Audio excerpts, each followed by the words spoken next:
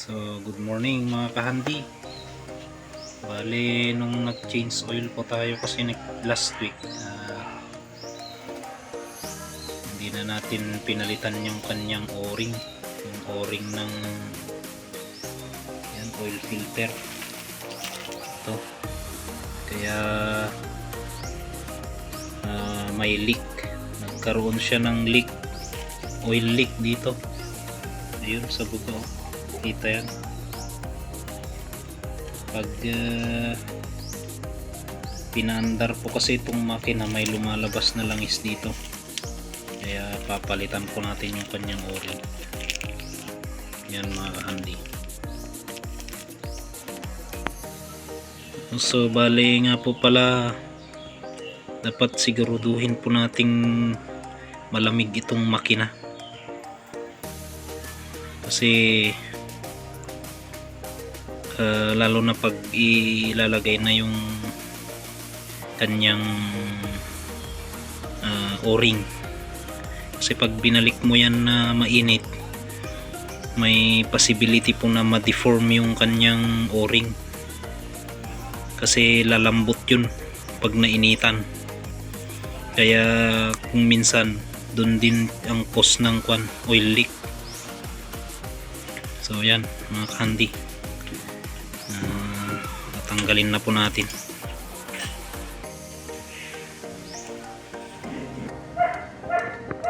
Yan po yung nasa outer na o-ring nya.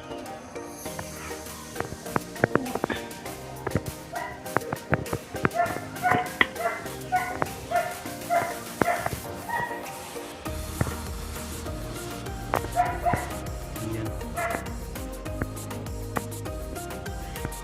Yung dalawang o-ring.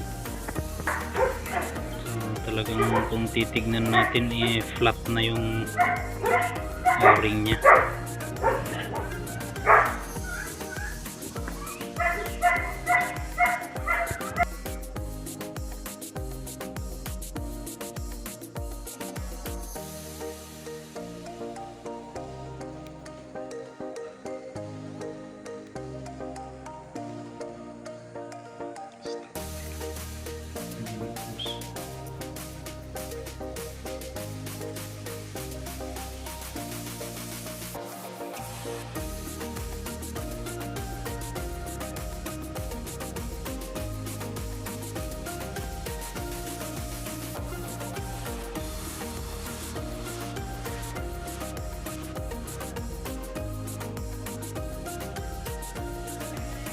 So yan mga kahandi, ito na yung pinagpalitan natin.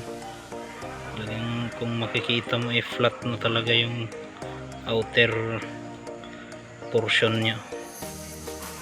Dito po lumalabas yung langis. So yan, talagay na yung bago. Pwede na nating ibalik.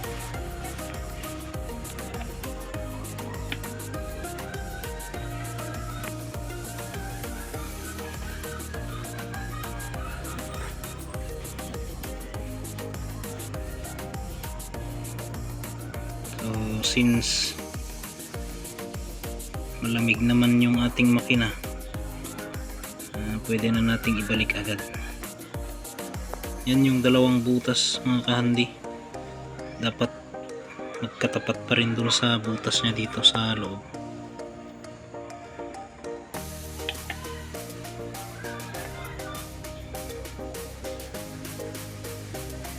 Yan, medyo mahirap na kasi bago na yung o-ring nya. Yan, dapat dahan-dahanin pa rin po natin kasi possible rin na masugat yung o-ring nya. So yan mga kahandi, pinahandar muna natin kasi nung dati pag andar pa lang ng makina, talagang makikita na may naglilik dito. So yan, yan mga kahandi, all goods na.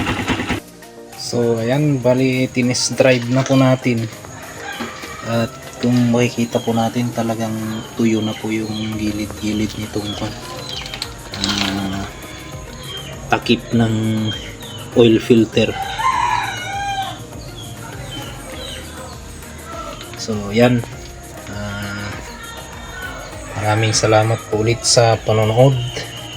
Ito po ang inyong Ka-Handiworks. Magandang umaga po.